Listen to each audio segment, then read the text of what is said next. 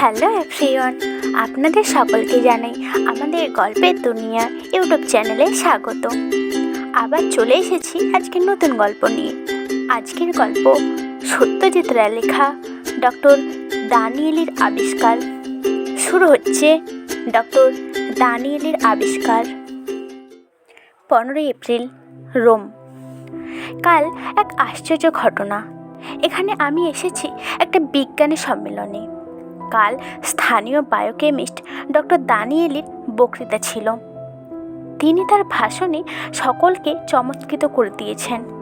অবশ্যই আমি যে অন্যদের মতো অতটা অবাক হয়েছি তা নয়, কিন্তু তার কারণটা পরে বলছি। দানিয়েলির আশ্চর্য ভাষণের কথা বলার আগে একটা কথা বলা দরকার। বিখ্যাত ইংরেজ লেখক রবার্ট লুইস স্টিভেনসনের উপন্যাস ডক্টর জেকিল অ্যান্ড মিস্টার হাইডের কথা অনেকেই জানে।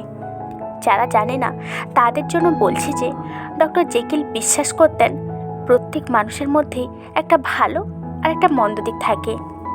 এই মন্দ প্রবৃত্তিগুলো মানুষ দমন করে রাখে, কারণ তাকে সমাজে বাস করতে হলে সমাজের কতগুলো নিয়ম মানতে হয়। কিন্তু ডক্টর জেকিল দাবি করেছিলেন তিনি এমন ওষুধ বার করতে পারেন যে ওষুধ কেউ খেলে তার ভিতরের হীন প্রবৃত্তিগুলো বাইরে বেরিয়ে এসে তাকে একটা নৃশংস জীবে পরিণত করবে। ডক্টর জেকিলের এই কথা কেউ বিশ্বাস করেনি, তাই তিনি তার গবেষণাগারে ঠিক এই রকম একটা ওষুধ তৈরি করে নিজের উপর প্রয়োগ করে এক ভয়ঙ্কর মানুষ মিস্টার হাইডে পরিণত হয়েছিলেন। সেই অবস্থায় তিনি খুনও করেছিলেন, যদিও ডক্টর জেকিল এমনিতে ছিলেন অতি স্বজন ব্যক্তি। স্টিভেনসনের এই উপন্যাস যথেষ্ট আলোড়নের সৃষ্টি করেছিল, কিন্তু এমন ওষুধ বাস্তবে আজ পর্যন্ত কেউ তৈরি করতে পারেনি। দানিয়েলি দাবি করেছেন তিনি করতে চলেছেন, এবং দানিয়েলির আগেই গিরিটিতে আমার ল্যাবরেটরিতে আমি করেছি। আমার ওষুধ আমি নিজে খাইনি, কিন্তু আমার পোষা বেড়াল নিউটনকে এক ফোঁটা খাইয়েছিলাম। খাওয়ানোর 3 মিনিটের মধ্যে সে আমাকে অত্যন্ত হিংস্রভাবে আক্রমণ করে, আমার ডান হাতে আঁচড় দিয়ে আমাকে জখম করে। আমি আমার ওষুধের নাম দিয়েছিলাম এক্স।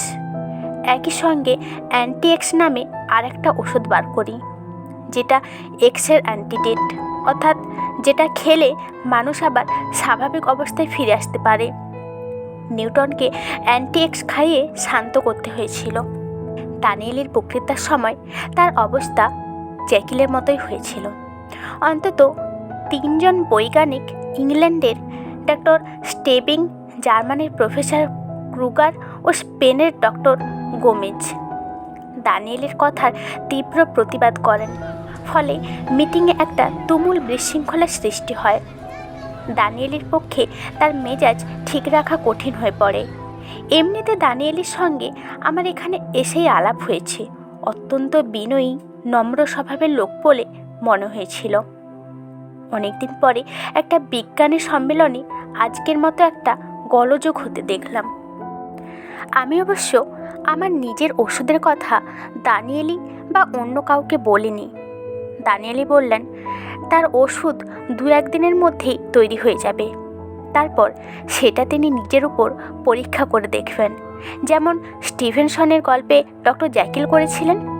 ব্যাপারটা আমার ভালো লাগলো না, কারণ এক্সপেরিমেন্ট যদি সফল হয় তাহলে ওষুধ খাওয়া দানিয়েলি কীরকম ব্যবহার করবে তা বলা কঠিন। নিউটনে যা হিংস্র ভাব দেখেছি তাতে আমার রীতিমতো ভয় ঢুকে গেছে। আজ আর আধা ঘন্টার মধ্যেই ডেলিগেটদের লাঞ্চ আছে। আমরা আছি হোটেল সুবিবাতে। এইখানে একতলায় ডাইনিং রুমে লাঞ্চ সম্মেলন চলবে আর 2 দিন। তারপর আরও 2-3 দিন রোমে থেকে দেশে ফিরব। 17 এপ্রিল। আজ সম্মেলনের পর দানিয়েলির সঙ্গে দেখা করলাম। বললাম তার বক্তৃতায় তিনি যা বলেছেন তা আমি বিশ্বাস করি। আমারও একই মত। তাতে ভদ্রলোক যার পরনে খুশি হলেন। আমি বললাম, তুমি যে ওষুধ বানাচ্ছ সেই সঙ্গে তার প্রভাব দূর করার জন্য ওষুধ তৈরি করছো আশা করি। তা তো বটেই, বললেন দানিয়েলি। এ ব্যাপারে আমি স্টিভেনসনের উপন্যাসের দ্বারা প্রভাবিত হয়েছি। এতদিন কেন যে কেউ এরকম একটা ওষুধ তৈরি করতে চেষ্টা করেনি তা জানি না। আমি বললাম, তার কারণ স্টিভেনসনের গল্পেই পাওয়া যাবে। যদি সেই ওষুধ মিস্টার হাইডের মতো এমন মানুষ তৈরি করতে পারে, তাহলে সে ওষুধ খাওয়ার কি বিপদ সে তো বুঝতেই পারছো। কিন্তু তা বলে তো বিজ্ঞানকে থেমে থাকতে দেওয়া যায় না, বলল দানিয়েলি।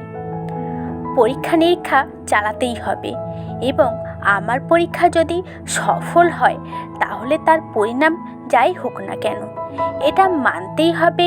সেটা হবে বিজ্ঞানের অগ্রগতির একটা নিদর্শন।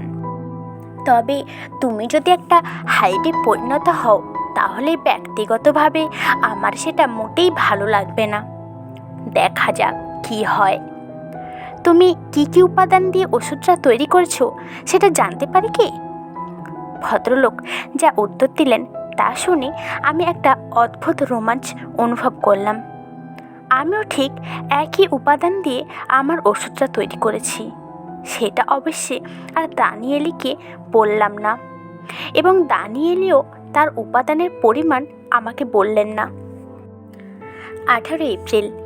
আজ কাগজে সাংঘাতিক খবর। ডক্টর স্টেবিংকে পাওয়া যাচ্ছে না। আমাদের হোটেলটা টাইবার নদীর উপর। স্টেবিং নাকি রোজ ডিনারের আগে টাইবারের ধারে হাঁটতে যেতেন। আজও গিয়েছিলেন, কিন্তু আর ফেরেননি। পুলিশ সন্দেহ করছে শুনি কোনো গুন্ডার দ্বারা নিহত হয়েছেন, এবং গুন্ডার তার মৃতদেহ টাইবারের জলে ফেলে দিয়েছে। আমার কিন্তু ধারণা অন্যরকম। স্টেবিং দানিয়েলের বক্তৃতার পর তার তীব্র প্রতিবাদ করেন এবং দানিয়েলিকে অবৈজ্ঞানিক আখ্যা দেন।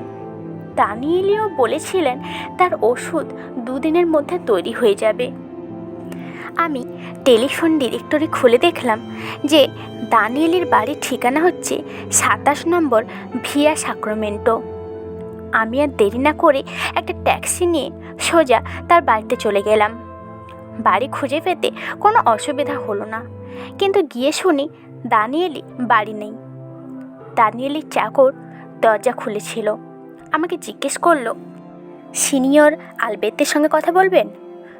তিনি কে? তিনি প্রফেসর দানিয়েলের সহকর্মী। আমি বললাম, বেশ, তাকেই ডাকো। চাকর চলে গেল।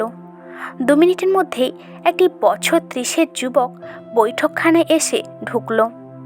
কালো চুল, কালো চোখ, বুদ্ধিদীপ্ত চেহারা। তুমি কি দানিয়েলের সহকর্মী? সহকর্মীর চেয়ে সহকারী বললেই ঠিক হবে। আমি মাত্র 3 বছর দানিয়েলের সঙ্গে আছি। আচ্ছা, আপনি কি ভারতীয় বৈজ্ঞানিক প্রফেসর শঙ্কু? আমি বললাম, হ্যাঁ। যুবকের চোখ জ্বলজ্বল করে উঠল। বলল, আমি আপনার বিষয়ে অনেক শুনেছি, আপনার আবিষ্কার সম্বন্ধেও অনেক পড়েছি। আপনার দেখা পেয়ে অত্যন্ত গর্ববোধ করছি। আমি বললাম, সে কথা শুনে আমারও খুব ভালো লাগছে, কিন্তু আমি ডক্টর দানিয়েলের সঙ্গে দেখা করতে চেয়েছিলাম। তিনি কখন আসবেন? যে কোনো মুহূর্তে, বলল আলবের্তি। তিনি বাজারে গেছেন কিছু কেনাকাটা করতে। আপনি একটু বসে যান। আমি অপেক্ষা করে স্থির করলাম। সময় কাটানোর জন্য আলবের্তিকে প্রশ্ন করলাম, প্রফেসরের ওষুধ কি তৈরি হয়ে গেছে? হ্যাঁ, সে তো পরশুই হয়ে গেছে, বলল আলবের্তি। তারপর থেকেই প্রফেসর কেমন যেন একটু অন্যমনস্ক হয়ে পড়েছেন। সামান্য একটা পরিবর্তন লক্ষ্য করছি তার মধ্যে। সেটা যে কি সেটা স্পষ্টভাবে বলতে পারবো না। আচ্ছা, তিনি কি ওষুধটা খেয়েছেন? তা তো বলতে পারছি না। ওষুধটা উনি সম্পূর্ণ নিজে তৈরি করেছেন। আমি ওনাকে কোনো রকম সাহায্য করিনি। ওষুধের ফর্মুলাও আমি জানি না। তবে ওষুধটা যে হয়ে গেছে সেটা উনি আমাকে বলেছেন। অবশ্য না বললেও আমি বুঝতাম, কারণ গত 1 মাস উনি সারাদিন ল্যাবরেটরিতে কাজ করেছেন দরজা বন্ধ করে। 2 দিন থেকেই ওনাকে আর কাজ করতে দেখছি না। দরজার ঘণ্টা বেজে উঠল। চাকর এসে দরজা খুলে দিতে দানিয়েলি হাতে একটা প্যাকেট নিয়ে ঢুকলেন। গুড মর্নিং প্রফেসর শঙ্কু, this is a very pleasant surprise. আমিও ভদ্রলোককে প্রত্যাভিবাদন জানালাম। বললাম, খবর না দিয়ে এসে পড়েছি বলে আশা করি কিছু মনে করছো না? আরে মোটেই না, ইউ আর মোস্ট ওয়েলকাম। তারপর কি খবর বলো? খবর তো তোমার ওষুধের খবর, ওটা তৈরি হলো? হয়েছে বই কি, পরশুই রাতে হয়েছে তৈরি। পরীক্ষা করে দেখেছো? আমি চায়ের চামচের 1 চামচ খেয়ে দেখেছি। তারপর কি হলো জানি না। তার মানে? মাথা ঘুরে অজ্ঞান হয়ে পড়ে গেলাম। সকালে উঠে দেখি আমার বিছানায় শুয়ে আছি, শরীরে কোনো গ্লানি নেই। রাত্রে কি হয়েছে কিছুই জানি না। আজ কাগজে স্টেমিংয়ের মৃত্যু সংবাদ পড়েছ? পড়েছি বই কি, আর পড়ে অত্যন্ত দুঃখ পেয়েছি। যদিও সে আমার বক্তৃতার প্রতিবাদ করেছিল, কিন্তু সে অত্যন্ত উচ্চস্তরের বিজ্ঞানী ছিল। স্টেমিংয়ের মৃত্যু সম্বন্ধে তুমি কোনো সিদ্ধান্তে পৌঁছেছ? দেখো প্রফেসর, এ তো বোঝাই যাচ্ছে স্থানীয় গুন্ডাদের কীর্তি। তাকে মেরে শুনলাম টাইবারের জলে লাশ ফেলে দিয়েছে। 2-1 দিনের মধ্যেই অবশ্য সে লাশ আবার ভেসে উঠবে। আমি আর দানিয়েলের সময় নষ্ট করলাম না। তাকে ধন্যবাদ জানিয়ে ট্যাক্সি নিয়ে হোটেলে ফিরে এলাম। দানিয়েলের ওষুধ খাওয়ার কথাটা এখনও মাথায় ঘুরছে। সে যে কিছুই টের পেল না, এটা খুব আশ্চর্য ব্যাপার। আমার ওষুধেও কি এই একই প্রতিক্রিয়া হবে? নিউটন যে আমাকে আক্রমণ করে, সেটা কি সে অজান্তে করে? 19 এপ্রিল, কাল রাত্রে 11:30টার সময় জার্মানির প্রফেসর ক্রুগার আর স্পেনের ডক্টর গোমেজ খুন হয়েছেন তাদের ঘরে। সেই সঙ্গে টাইবার নদীতে স্টেমিংয়ের লাশও পাওয়া গেছে। লাশের গলায় আঙ্গুলের গভীর দাগ, অর্থাৎ তাকে গলা টিপে মারা হয়েছিল। এবার আর আমার মনে কোনো সন্দেহ রইল না। 3টে খুনই দানিয়েলের কীর্তি। পুলিশ অবশ্য তদন্ত করছে। ক্রুগার আর গোমেজের কোনো টাকা পয়সা চুরি যায়নি, কাজেই এটা চোর ডাকাতের কীর্তি নয়। পুলিশ আমাদের হোটেলের রিসেপশনিস্টকে জেরা করে জানতে পারে যে কাল রাত্রে 11টার সময় একটি কুৎসিত লোক নাকি হোটেলে এসে ক্রুগার আর গোমেজের ঘরের নম্বর জানতে চায়। তারপর সে দুজনকেই টেলিফোন করে। কি কথা বলেছিল সেটা শুনেছিলে? পুলিশ জিজ্ঞেস করে। আগে না, তা তো শুনিনি। ক্রুগার আর গোমেজ দুজনকেই স্টেবিংয়ের মতোই গলা টিপে মারা হয়েছে। আত্মদায়ী যে অত্যন্ত শক্তিশালী সে বিষয়ে সন্দেহ নেই, অথচ দানিয়েলিকে দেখলে তার মধ্যে শারীরিক শক্তির কোনো লক্ষণ পাওয়া যায় না। ওর বয়সও হয়েছে অন্তত 60। সে নিজেই ফোন ধরল, শান্ত কণ্ঠস্বর, কোনো উত্তেজনা লেশমাত্র নেই। আমি ফোন করছি শুনে অত্যন্ত হৃদ্যতার সঙ্গে আমি এবার দানিয়েলের বাড়িতে একটা ফোন করলাম। আমাকে অভিবাদন জানালো। আমি বললাম, আমি একবার তোমার বাড়িতে আসতে চাই। এক্ষুনি চলে এসো, বলল দানিয়েলি। আমি সারা সকাল বাড়িতে আছি। 10 মিনিটেই দানিয়েলের বাড়িতে হাজির হলাম। অত্যন্ত আন্তরিকভাবে আমার সঙ্গে করমর্দন করে আমায় সোফায় বসতে বলে বলল, বলো কী খবর? আমি বসে বললাম, তুমি কি কাল রাত্রে আবার ওষুধটা খেয়েছিলে? এবং সেই একই প্রতিক্রিয়া, বলল দানিয়েলি। ওষুধ খাবার পরে কি করেছি, কোথায় ছিলাম, কখন ফিরলাম কিছুই মনে নেই। 1 চামচ খেয়েছিলে? হ্যাঁ। তুমি বোধহয় জানো যে কাল ক্রুগার আর গোমেজ খুন হয়েছে এবং স্টেবিংয়ের লাশ পাওয়া গেছে। জানি। এরা 3 জনেই কিন্তু তোমার বক্তৃতায় ঘোর আপত্তি তুলেছিল। তাও জানি। আমার একটা কথা শুনবে? কি? ওষুধটা আর খেও না। তুমি যখন নিজে কিছু অনুভব করছো না, তখন খেয়ে লাভ কি? বিজ্ঞানের দিক দিয়ে তো তুমি কোনো জ্ঞান আহরণ করছো না। সত্যি বলতে কি, তুমি তো কিছুই জানতেই পারছো না। তা পারছি না, কিন্তু একটা যে কিছু হচ্ছে তাতে কোনো সন্দেহ নেই। কিছু মনে করো না, কিন্তু আমার ধারণা এই 3টে খুনের জন্যই তুমি দায়ী, অর্থাৎ তোমার ওষুধই দায়ী। ননসেন্স ননসেন্স নয়, কেন সেটা আমি বলছি। আমি নিজে একই ওষুধ আবিষ্কার করেছি ভারতবর্ষে আমার ল্যাবরেটরিতে। আমি সেটা আমার পোষা বিড়ালের উপর পরীক্ষা করেছিলাম। ড্রপার দিয়ে 1 ফোঁটা ওষুধ তার মুখে ঢেলে দিয়েছিলাম। 3 মিনিটের মধ্যে সে আমাকে আক্রমণ করে জখম করে। তার আধা ঘন্টার মধ্যেই অবশ্য সে আমারই তৈরি একটা অ্যান্টিডেট খেয়ে আবার স্বাভাবিক অবস্থায় ফিরে আসে। দানিয়েলি একটুক্ষণ চুপ করে রইল। আমি লক্ষ্য করলাম তার জোরে জোরে নিঃশ্বাস পড়ছে। তারপর চাপা স্বরে সে বলল, তুমি আমার আগেই ওষুধ আবিষ্কার করেছো? হ্যাঁ, আই ডোন্ট বিলিভ ইট। দানিয়েলের কণ্ঠস্বরে এই প্রথম একটা তিক্ততার আভাস পেলাম। সে আবার বলল, আই ডোন্ট বিলিভ ইট। আমি বললাম, তুমি বিশ্বাস না করতে পারো, কথাটি কিন্তু সত্যি। তুমি তোমার ওষুধের উপাদানের কথা আমাকে বলেছ, কিন্তু পরিমাণ বলনি। আমিও এই একই উপাদান দিয়ে ওষুধ তৈরি করেছি এবং আমার পরিমাণ মুখস্থ আছে। সেটা আমি তোমাকে বলছি, দেখো তোমার সঙ্গে মেলে কি না। আমার পুরো ফর্মুলাটা কণ্ঠস্বর ছিল। আমি সেটা দানিয়েলকে বললাম। তার দৃষ্টি বিস্ফারিত হয়ে উঠল। তারপর সে ফিসফিস করে বলল, আই কান্ট বিলিভ ইট। পরিমাণ দুজনের হুবহু এক। তাহলে বুঝতেই পারছো, তুমি নিজে খাওনি তোমার ওষুধ? না, এবং কোনোদিন খাবো না। কিন্তু আমাকে খেতেই হবে। যতদিন না জানতে পারছি ওষুধ খেয়ে আমার কি হচ্ছে, আমি কি করছি, ততদিন আমাকে এই ওষুধ খেয়ে যেতে হবে। দরকার হলে পরিমাণ বাড়াতে হবে, 1 চামচের জায়গায় 2 চামচ। তুমি কি সত্যিই কিছু বুঝতে পারছো না? ওষুধ খেয়ে তুমি কি করো? প্রথম দিন কিছুই বুঝিনি। কালকে সামান্য স্মৃতি আছে। আমি জানি আমি বাড়ি থেকে বেরিয়ে গিয়ে আমার গাড়িতে উঠেছিলাম। তোমার কি ড্রাইভার আছে? না, আমি নিজেই গাড়ি চালাই। তারপর কি হয় কিছুই মনে নেই? না, কিন্তু এইভাবেই আমি আস্তে আস্তে জানতে পারবো আমি কি করছি, আমার কি পরিবর্তন হচ্ছে। এর ফল ভালো হবে না দানিয়েলি।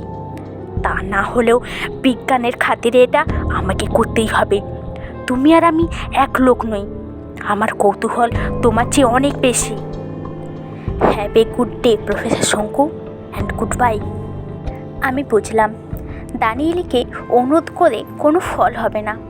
ওর মাথায় ভূত চেপেছে। আমি বিদায় নিয়ে হোটেলে ফিরে এলাম। আমার একটা কিছু ভেবে বার করতে হবে। এই 2 দিনে দানিয়েলের 3টি শত্রু খুন হয়েছে। আরও কত শত্রু আছে তার কে জানে। 20 এপ্রিল। আজ 4র্থ খুনের খবর কাগজে বেরিয়েছে।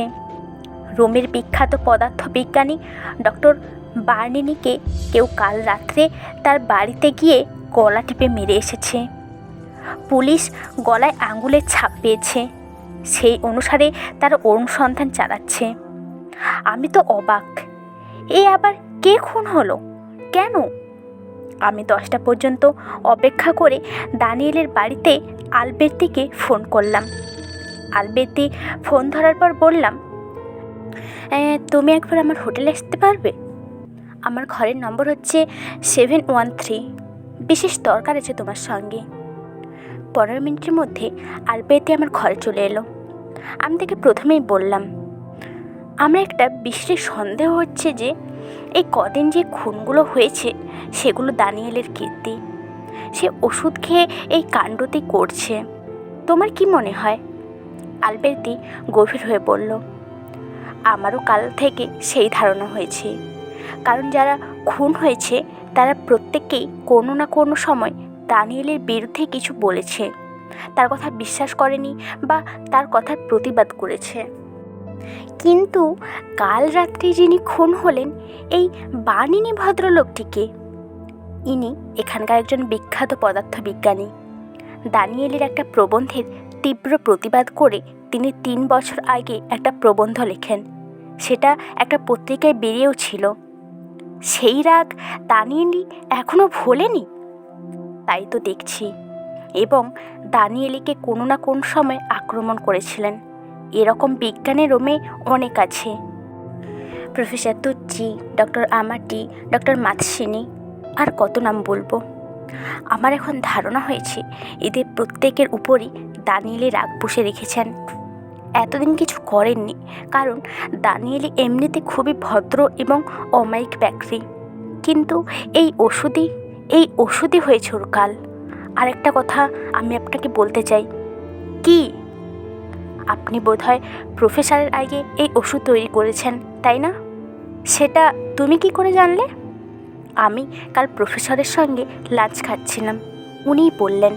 এবং যেভাবে বললেন তাতে মনে হয় না যে উনি আপনার উপর খুব প্রসন্ন। তাই কি? হ্যাঁ, তাই। এবং আমি বলি, আপনি সাবধানতা অবলম্বন করুন। রাত্রে আপনার ঘরে কাউকে ঢুকতে দেবেন না। কিন্তু শুধু তাহলেই তো হবে না, এখানে হত্যাকাণ্ড যে চলতেই থাকবে। এরপর নিরীহ লোককেও দানিয়েলির খুন করতে আরম্ভ করবে সামান্য ছুতো পেলেই। তাহলে কি করা যায় সেটাই ভাবছি। আমি কিছুক্ষণ ভেবে একটা ফন্দি বার করলাম। বললাম, তুমি প্রফেসরের ল্যাবরেটরিতে যাও? হ্যাঁ, যাব না কেন, দিনের বেলাতে যাই। ওই ওষুধ কি তোমার নাগালের মধ্যে থাকে? না, ওটা উনি আলমারিতে বন্ধ করে রাখেন, চাবি ওনার কাছেই থাকে। আমি আরেকটু ভাবলাম, তারপর বললাম, তুমি কি ওর বাড়িতেই থাকো? না, আমি সকাল 10টার সময় আসি, আবার সন্ধ্যা 6টায় বাড়ি চলে যাই। ওর ল্যাবরেটরির চাবি তোমার কাছে আছে? তা আছে। তাহলে রাত্রে আমাদের দুজনকে ওর ল্যাবরেটরিতে ঢুকতে হবে। ও যাতে ওষুধ আর না খায় তার ব্যবস্থা করতে হবে। আসলে প্রফেসর, কাল আমি একটু মিলান যাচ্ছি, পরশু সন্ধেবেলা আপনার কাছে চলে আসব। বেশ, তাই কথা রইল। আলবের্তি চলে গেল। ঘটনাটা আজকে ঘটলেই ভালো হতো, কিন্তু উপায় নেই, আলবের্তিকে প্রয়োজন। 21শে এপ্রিল। আজ 2টো খুনের খবর বেরিয়েছে কাগজে। তার মধ্যে একজনের নাম আলবের্তি কালকে বলেছিল, আরেকজন প্রফেসর বেলিনি, জীববিদ্যা বিশারদ। দুজনকেই রাত্রিরে গলা টিপে মারা হয়েছে। আঙ্গুলের ছাপ আগের খুনের সঙ্গে মিলে গেছে। পুলিশ এটা বুঝেছে যে সব খুন একই লোক করেছে। বেলিনির চাকর পুলিশকে বলেছে যে রাত 11টার সময় যে দরজার ঘণ্টা শুনে দরজা খুলে দেখে যে একজন বীভৎস দেখতে লোক দরজার বাইরে দাঁড়িয়ে আছে। জিজ্ঞেস করতে সে বলে তার নাম আরাত্র ক্রোচে। ক্রোচে বেলিনির সঙ্গে দেখা করতে চায়। বেলিনি তখনও ঘুমোতে যাননি। ক্রোচের নাম শুনে তিনি চাকরকে বলেন লোকটিকে ভিতরে আসতে বলতে। 15 মিনিট পরে এই ক্রোচে লোকটি চলে যায়। বেলিনির চাকরই তার হ্যাট আর কোট তাকে এনে দেয়। তারপর মনিব ঘুমোতে যাচ্ছেন না দেখে চাকরটি তার ঘরে উঁকি মেরে দেখে বেলিনি মেঝেতে পড়ে আছেন মৃত অবস্থায়। সে তৎক্ষণাৎ পুলিশে খবর দেয়। পুলিশ বেলিনির গলাতে আততায়ীর আঙুলের ছাপ পায়, কিন্তু এখনও পর্যন্ত আততায়ীর সন্ধান পায়নি। 23শে এপ্রিল। কাল রাত্রের সাংঘাতিক ঘটনার বর্ণনা দেবার ক্ষমতা আমার নেই, কিন্তু তাও যথাসাধ্য চেষ্টা করছি। কাল সকালে রোমের কিছু দ্রষ্টব্য দেখতে বেরিয়েছিলাম একটা ট্যুরিস্ট দলের সঙ্গে। ফিরেছি বিকেল 4:30টায়। তারপর কফি খেয়ে টাইবারের ধারে হাঁটলাম আধা ঘন্টা। রাত 8:30টা নাগাদ আলবের্তি আমার হোটেলে এলো।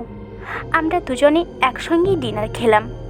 তারপর স্থির করলাম 10:30টা নাগাদ দানিয়েলির বাড়ি যাব মানে বাড়ির বাইরে ওত পেতে থাকবো। ল্যাবরেটরিটা বাইরে থেকে দেখা যায়, তাতে আলো জ্বললেই বুঝবো দানিয়েলি ঢুকেছে। তখন আমরা বাড়িতে গিয়ে ঢুকবো। দানিয়েলির পাড়াটা এমনিতেই নির্জন, তার উপরে রাত্রে তো বটেই। বাড়ির সামনেই একটা পার্ক আছে। আমরা দুজনে সেই পার্কের রেলিংয়ের ধারে অপেক্ষা করতে লাগলাম। ল্যাবরেটরি অন্ধকার, অথচ বাড়ির অন্য ঘরে আলো জ্বলছে। বাড়ির 200 গজের মধ্যেই একটা গির্জা, তাতে 10:30টার ঘণ্টা বাজার 5 মিনিটের মধ্যেই ল্যাবরেটরির আলো জ্বলে উঠল। আমি আর আলবের্তি দানিয়েলের বাড়ির দরজায় গিয়ে ঘন্টা টিপলাম। চাকর এসে দরজা খুলে আমাদের দেখেই বলল, এখন সিনিয়র দানিয়েলের সঙ্গে দেখা হবে না, তার বারণ আছে। তার কথা শেষ হবার সঙ্গে সঙ্গে আলবের্তি তাকে একটা মোক্ষম ঘুষি মেরে অজ্ঞান করে দিল। আমরা চাকরকে টপকে ভেতরে প্রবেশ করলাম। আলবের্তি বলল, ফলো মি। সিঁড়ির পাশে একটা ঘর পেরিয়ে একটা প্যাসেজ, সেটা দিয়ে বাদিক হাত দশে গেলেই ল্যাবরেটরির দরজা। দরজা অল্প ফাঁক, তা দিয়ে আলো এসে বাইরে পড়েছে। প্যাসেজে কোনো আলোও জ্বলছে না। আমি আলবের্তিকে ফিসফিস করে বললাম, আমি ঢুকছি ঘরে, তুমি দরজার বাইরে দেখো, দরকার হলে তোমাকে ডাকবো। তারপর ল্যাবরেটরির ভেতরে ঢুকি দেখলাম দানিয়েলি আমার দিকে পিট করে একটা খোলা আলমারির সামনে দাঁড়িয়ে একটা বোতল থেকে চামচে ওষুধ ঢালছে। দানিয়েলি! আমার গলা শুনে সে চোরকিবাজির মতো ঘুরে আমাকে দেখে চোখ কপালে তুলে বলল, সে কি, তুমি নিজেই এসে গেছো? আমি তো তোমার হোটেলেই যাচ্ছিলাম। এই বলার সঙ্গে সঙ্গে সে ওষুধটা খেয়ে ফেললো। আর তারপরে অবাক হয়ে চোখের সামনে দেখলাম মুহূর্তের মধ্যে তার চেহারার পরিবর্তন হতে। সে এখন আর সৌম্যদর্শন বৈজ্ঞানিক নয়, সে হিংস্র চেহারার আধা মানুষ আধা জানোয়ার। এরপরেই সে আর এক মুহূর্ত সময় না দিয়ে আমার উপর ঝাঁপিয়ে পড়ল। আমি বিদ্যুৎ দিকে পাশ কাটাবার সঙ্গে সঙ্গে আমার মাথায় চরম ফন্দিটা এসে গেল। দানিয়েলি হাত দুটো বাড়িয়ে আবার আমার দিকে লাফ দেবে, ঠিক সেই মুহূর্তে আমি আলমারির তাকে রাখা ওষুধের বোতলটা হাতে নিয়ে এক ঢোক ওষুধ মুখে পুরে দিলাম। তারপর এইটুকু শুধু মনে আছে যে যে আমি ভীম বিক্রমে দানিয়েলের উপর ঝাঁপিয়ে পড়ছি এবং দুজনে একসঙ্গে মেঝেতে পড়ছি চড়াচড়ি অবস্থায়। এও মনে আছে যে আমার দেহে তখন অসুরের শক্তি। এছাড়া আর কিছু মনে নেই। যখন জ্ঞান হলো তখন দেখি আমি আমার হোটেলের বিছানায় শুয়ে আছি। আমার সর্বাঙ্গে বেদনা। প্রায় সঙ্গে সঙ্গেই দরজা খুলে আলবের্তি ঘরে ঢুকলো। আপনি নিজে বিছানা ছেড়ে উঠতে পারবেন না বলে রুম বয়ের কাছ থেকে চাবি নিয়ে দরজা খুলেছি। আশা করি কিছু মনে করবেন না। গুড মর্নিং বললাম আমি। আপনি কেমন আছেন? শরীরে কোনো জখম নেই, কেবল বেদনা। আমি ডাক্তারকে খবর দিয়েছি, সে এসে আপনার ব্যবস্থা করবে। কিন্তু কাল কি হলো? কাল 2 হিংস্র পিশাচকে মরণপণে লড়াই করতে দেখলাম। আমি এসে আপনার পক্ষ না নিলে কি হতো বলা যায় না। আমি এককালে বক্সিং করেছি। দানিয়েলিকে একটা আপার কটক মেরে নক আউট করে দিই। তার আগে অবশ্য আপনিই ওকে যথেষ্ট কাপ করেছিলেন। ও অজ্ঞান হলে আমি আপনাকে নিয়ে হোটেলে চলে আসি। যখন আপনাকে বিছানায় শুইয়ে দিই তখন আপনার স্বাভাবিক অবস্থায় ফিরে আসেনি। যতক্ষণ না আমার চেনা প্রফেসর শঙ্কুকে আমার সামনে দেখতে পাই ততক্ষণ আমি আপনার ঘরেই ছিলাম।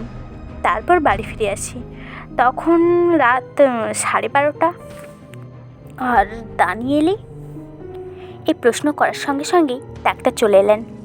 তিনি আমাকে পরীক্ষা করে প্রশ্ন করলেন, তোমার সঙ্গে কি কাল কারোর হাতাহাতি হয়েছিল? আমি বললাম, হ্যাঁ, তার বাড়ি এই যুবকটি জানে। তিনি থাকেন 27 নম্বর ভিয়া সাক্রামেন্টোতে। তার নাম ডক্টর এনরিকো দানিয়েলি। তিনি তার আবিষ্কৃত একটি ওষুধের প্রভাবে এই দশা করেছেন আমার।